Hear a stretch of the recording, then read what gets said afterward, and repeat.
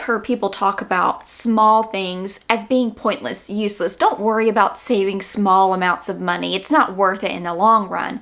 But when you really think about it, it's those things that add up to large amounts. I mean, you take an example of if you worked 1 or 2 hours a week, sure, that's not a lot of money. But if you work 40 hours a week, it adds up to more. If you do 1 or 2 things, sure, it doesn't add up to a lot, but if you do little things that save money in many categories, it adds up to more. The thing about when you do small things, it puts you in a mindset of seeing the little things as important. And when you see the little things as important, you start to see the big things as even more important. So in this video, I wanted to put together a list of 30 micro money saving tips that will help you save more money each month. So let's get started. Number 1 is about the small amounts, called keeping the change. Now, I do this in a specific way, but you can also do this through some bank programs. Bank programs will have things called keep the change, where if you use your bank card and let's say you spend $9.04, it will then put 96 cents in your account. So it will round up. It will put 96 cents in your savings account. Now, if you spent $9.96, it would put 4 cents in your account. But you can see over time that that can actually really save money without you even feeling it, which is great for automatic ways to save money. For me, I do this within my budgeting app. So in my budgeting app, I will track my expenses, but I never worry about putting the exact amount in there. So I'll put, let's say the charge is $9.04 again, I'll put that I spent $10. Let's say it's $15.46. I'll put that I spent $16. What this does is over time, it again saves money without you even feeling it or thinking about it because it puts that extra money in your account. It leaves it there. It acts as if you already spent it. Number 2 is before you buy something, imagine how many hours you will have to spend working in order to buy that thing. So let's say we're going to use round numbers here. Let's say you make $15 an hour. We're just using small amounts, okay? You can use your amounts however you want. $15. Let's say take taxes out, you're left with $10 an hour that you bring home. So you bring home $10 an hour and you're out looking at a $40 pair of shoes. You're going to think, it's going to take me 4 hours of work to buy that pair of shoes that I don't need the shoes, but I want the shoes. So is that pair of shoes worth 4 hours of work? You can see how this small tip, this small thing about thinking about something can help you save a lot of money in the long run. Number 3 is to keep your electronics longer.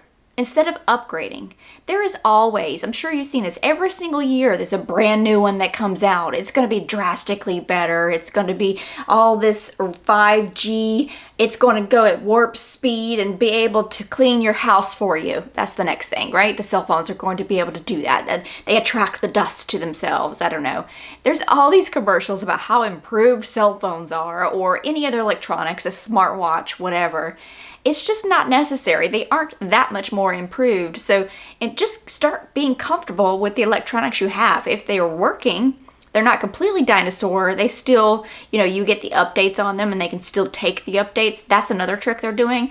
I knew somebody who had a very old iPhone and eventually the updates no longer worked for the very old iPhone, so they had to upgrade the iPhone.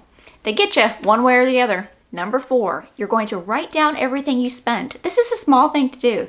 And again, you can do it within a budgeting app. But here's the thing about writing down everything that you spend.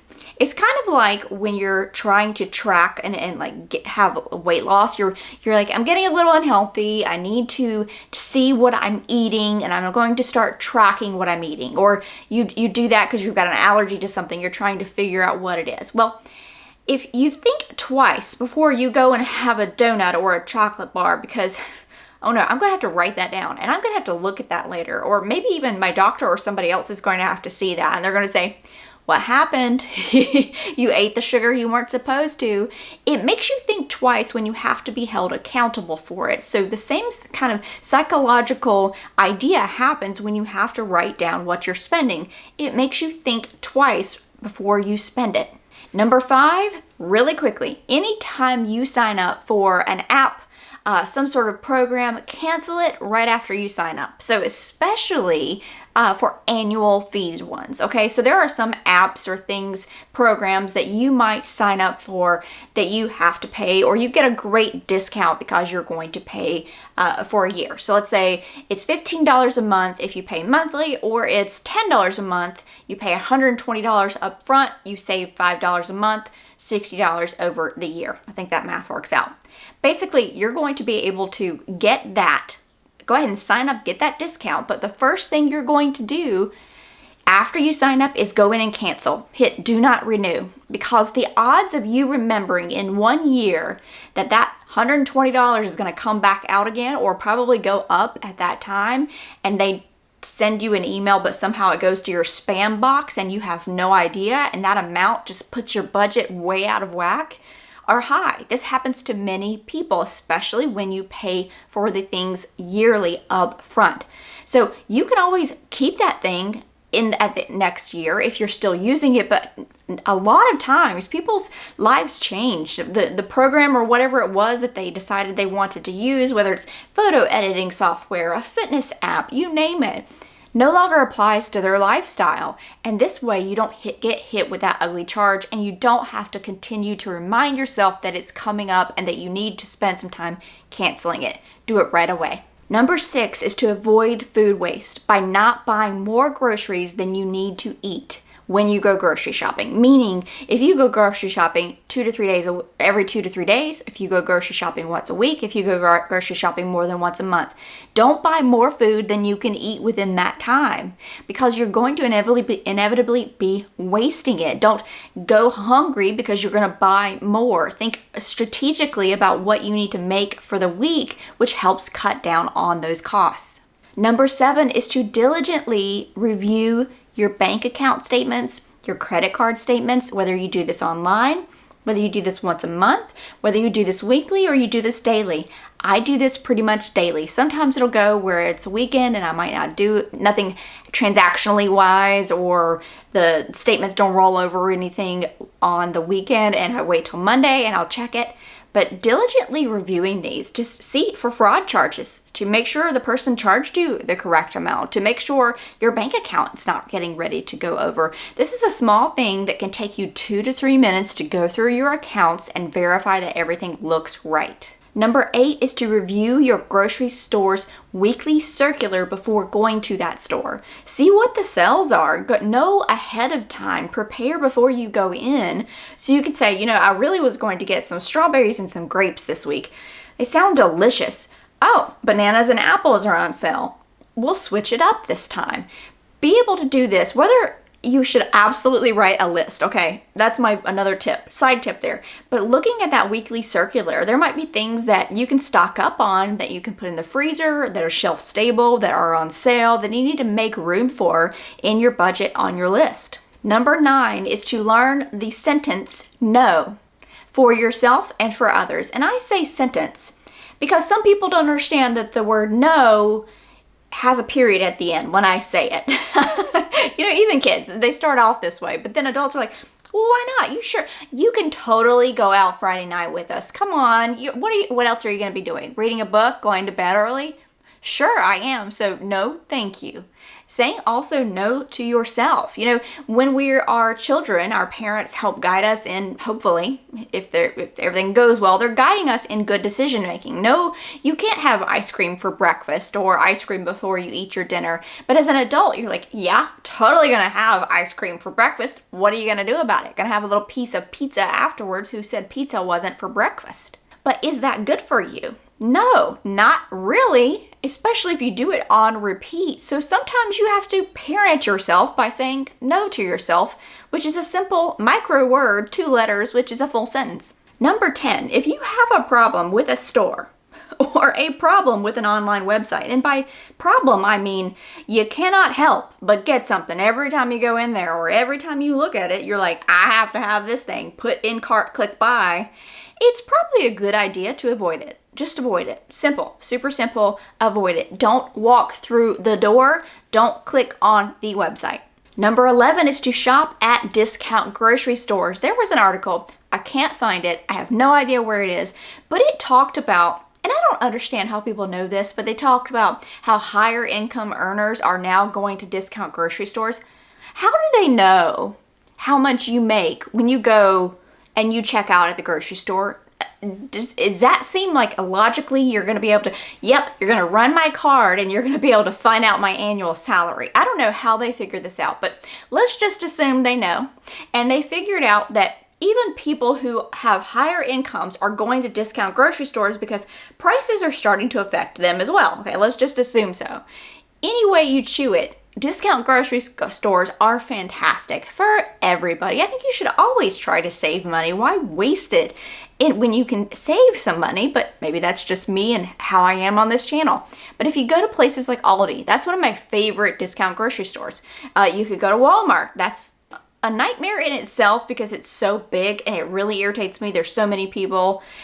You save money, but it takes effort for me. That's why I like Aldi, because it's small. I get in, I'm out quickly. I like the stuff they have there. I'll link my Aldi video down below. You can see what I like to pick up. But there are discount grocery stores all over the place. You may not have an Aldi near you, but you probably have some sort of a discount grocery store that you can probably check out. Number 12 is to use a crock pot, so a slow cooker, for your dinners. The cool thing about these is you can set it and forget it. You can make big meals. Okay, so there's so many ways this saves you money. First of all, you can make more. So these are great for leftovers, for putting in the freezer for later when you have a big pot of something. You can set it and forget it, meaning at the end of the day, you come home, you're too tired to make anything. We should stop at the, not gas station, at the drive-thru on the way home. No, you're probably not going to do that. Dinner's literally at home. And the other thing is, you can take cheaper cuts of meat. So if you're trying to up your protein and you want to use cheaper cuts of meat, the cool thing about the crock pot is it can sit all day, which tenderizes that meat. It can then infuse it with the flavors that are in the pot with it and make it taste much more expensive than it is. Number 13, for you coffee drinkers, if you're not a coffee drinker like me, let me know in the comments down below. I'm literally not a coffee drinker. My husband isn't either. We do not own a coffee pot. If you want coffee, do not come to my house. I don't like the smell of it. Trust me, I've tried a lot of it. I wish I could drink it. There are many times when I wake up in the morning, I'm like, you know, everybody seems really extra perky after their first cup of coffee, but I just don't. And I'm okay with that. But I understand that people love their coffee. Totally get it. But maybe you switch from buying it out and you go and find yourself a really nice mug or a travel container. You invest a little bit of money in a really nice mug that makes you feel good about making your coffee at home and taking it with you. Or you create your own cold brew if that's something you like. Or you go out and find those fancy creamers. You invest in those fancy creamers, all of which over time are way less expensive than buying coffee out. Number 14 is to check your water heater to see if the temperature is too high. So Google what a good temperature is for your water heater. If you turn down the temperature on your water heater, you can save on your electricity bill. Sometimes you don't want to turn it down too much. That way you don't have enough hot water for the people in your house. But check that out. It's a great simple tip that you could check on. Number 15 is to wash your clothes in cold water. Now, I understand when people want to wash in hot water for various reasons. It gets stains out, they want to shrink something, but most of the time you can just easily switch to washing in cold water, which helps you save. Number 16 is to make a list of cheap meals that you can choose from for the week. So go through, figure out ideas that your family likes to eat that are inexpensive. So this might be tacos. You can make a big pot of beef, vegetables, salsa. You can have your tortillas that come in these huge packs for super cheap, a big stack of cheese that you can shred. This can make multiple meals. This is a cheap family meal that feeds everybody and everybody loves. Soup, things in a crock pot. Put these on a list and put it in your recipe binder. Keep it with you. This way, when you're going to decide what you're going to make for the week or get an idea for what you can make, maybe you keep some of these things, the items that you use to make with it, the pantry staples, on hand so you can make them super simple. You've got a good list of things that are inexpensive. This is definitely going to be a small change that you can make that helps you save on your weekly grocery trip or however often you go to the grocery store. Number 17, real quick, look at the unit prices of things before you buy them. The unit prices are where you need to look. You don't need to look at the big fancy sale sign, buy two, get three free. You don't need to look at the basic price of it and see that it's less expensive than this one. Look at the unit price. That is where you're actually going to be able to compare if it's cheaper than the bigger bottle. Number 18 is to unplug unused appliances when they are not in use. Don't leave things plugged up that could use, I don't know what it's called. It's called phantom electric use or something like that, I believe. I don't even leave my computer monitors plugged up. It's just a thing. I always have to unplug everything to do the charger for my computer, the computer monitors. I unplug everything. Number 19. Again, small things, small, simple things that you can do to save money. Now, if you happen to get a raise, sometimes it comes at the end of the year is when things happen. As far as my history, if you get a raise, it's going to come at the end of the year, even if it's just a small amount. If the amount of take-home pay you were getting before, you were surviving on, you were doing okay on, then whatever extra it is, so let's say you get a raise and then you see how much your next paycheck is, and then maybe you get paid, maybe your next paycheck is $25 extra than it was previously, and you get paid twice a month. That's an extra $50 a month that you were surviving okay without prior to. Automatically set up an auto withdrawal, automatically put that money in your savings account as if you did not get a raise, you didn't see it. Because at the end of the next year, you're going to have saved an extra $50 a month without even knowing it and have a nice little set of money on top of whatever else you were able to save. Number 20 is those consumables. You're going to use every last drop. You're going to try your darndest to get into the container safely, please. But cutting some of these things open or getting into them is very difficult. If you've not seen my tip on this where I've showed you my bottle things, what do you call them? Bottle spatulas. So go on Amazon and look up bottle spatulas. They are these long, thin spatulas that are about the size of my pinky. So some of them are this long, and this long, depending upon what bottle you're trying to get into, but they help you get every last drop out. Number 21, we're talking about those consumables. So yes, you're getting every last drop, but you're also going to use less. Just use toilet paper like it's not available. Does anybody remember 5 years ago when toilet paper was not available? Use it like it's not available, like it's going out of style. You're not going to be able to buy it. We're going to use it sparingly. Shampoo. Do you really need that big, huge squish in your hand of shampoo? Or would a little bit with some water and some lathering time be sufficient? Laundry detergent. Honestly, I don't ever use even half of the recommended amount on the bottle. Not necessary. My clothes come out just fine. Number 22, write down your money goals. This is super simple. Get yourself some sticky notes. Write down what your goals are. It can be something simple as save $25 a week. Don't take coffee to go. Save for new car. Whatever it is that you want to do, make it the small ones. Take those sticky notes and put them where you are always at. So for me, it might be in my closet on the mirror that's on the back of the door. I see that pretty much every single day when I go to get dressed in my closet. I would put those stickies there because it's at the front of your mind. You're going to see it every single day and you're going to go out the door remembering what your goal and intention was. Number 23 is to prioritize your needs over your wants. Sometimes it comes down to paying just your needs, the things that are necessary and not your wants. You have to make sure those are paid first. Prioritize. If you've got the choice between your electric bill and going out to dinner, I'm sorry, let's pay the electric bill first. And if there's any money left over after all the other necessities need to be paid, then maybe we can afford to go out for dinner if we've had it budgeted. But just remembering as you're going through your month, prioritizing the things that have to be paid, that you need, in order to then be able to say, okay, is there any left over for my wants? More practical, number 24, use task lighting. I do not like big lights whatsoever. If I'm in the office, you will see I use a lamp, even in my office where I don't pay the electricity bill because I am allergic to fluorescent lights. I don't like non-natural lighting. I don't like too much light. I love task lighting, which also helps me to save money on electricity. Number 25 is to think about buying generic, especially for things like, let's say, headache medication. If you look at the brand name headache medication and you look at the store brand headache medication and you look at the ingredients, 9 times out of 10, that's the exact same thing, but you save $5. humongous. Why would you buy the name brand of that? Now, there are some things that I do buy the name brand of. There's a yogurt that I love that's fantastic that I buy the name brand of. Why? Because I bought the store brand several times of different items, or in different store brands of the store brand yogurt. Things happened in the stomach area. We're not going to talk about it. But no thanks. I'm going back to my name brand on that one. So I'm not saying everything, but try certain things in generic. For instance, spaghetti sauce, whatever. Sure, you can make your own and it's actually a lot cheaper. It does take a little bit of time, but you can do it if you have it. But I just buy the store brand. Why? Because it tastes the same, and half the time, these things are made in the same factories as the name brand are.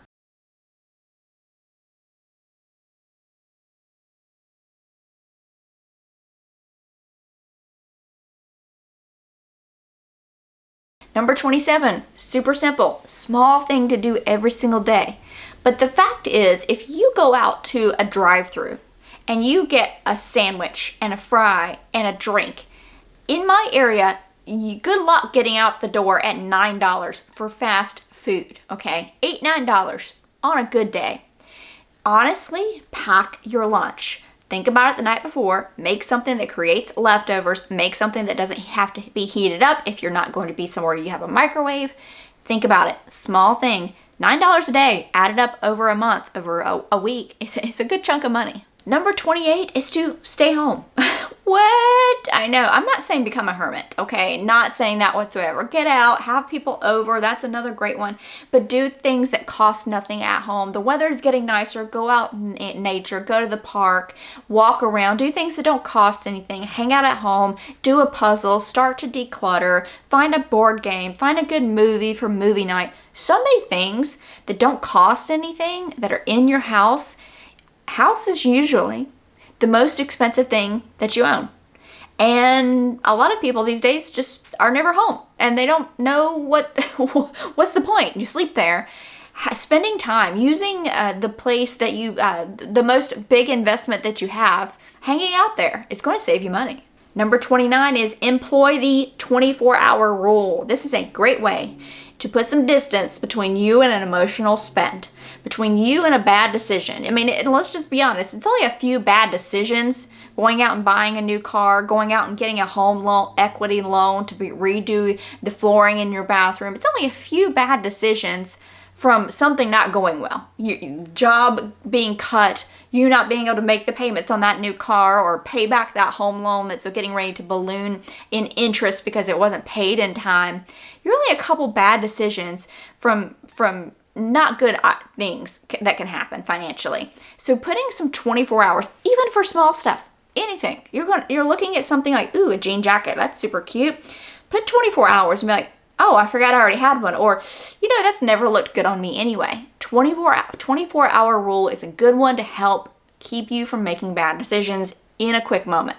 Number 30 is to subscribe to channels that help you save money. If you're looking to save money, you're watching this video, frugal channels, money saving people who are normal people on here who talk about these tips, who talk about their experiences like mine and so many others. If you haven't hit subscribe, make sure you do so down below. But the thing is, I want to talk about this tip because I know for me, when I get into a routine of watching the healthy or my fitness podcasts that I like, I make better overall healthier decisions.